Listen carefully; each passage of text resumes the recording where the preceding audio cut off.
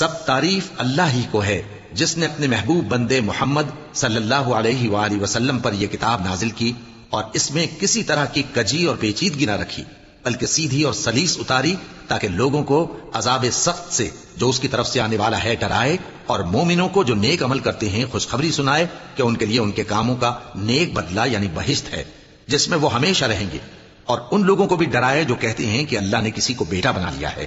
ان کو اس بات کا کچھ بھی علم نہیں اور نہ ان کے باپ دادا ہی کو تھا۔ یہ بڑی سخت بات ہے جو ان کے منہ سے نکلتی ہے، اور کچھ شک نہیں کہ یہ جو کچھ کہتے ہیں محض جھوٹ ہے۔ اے پیغمبر، اگر یہ اس کلام پر ایمان نہ لائیں تو شاید تم ان کے پیچھے رنج کر کر کے اپنے تئیں ہلاک کر دو گے۔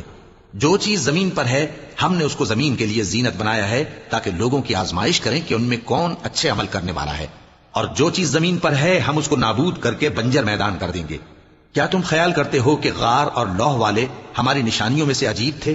جب وہ نوجوان غار میں جا رہے تو کہنے لگے کہ اے ہمارے پروردگار، ہم پر اپنے ہاں سے رحمت نازل فرما اور ہمارے کام میں درستی کے سامان مہیا کر۔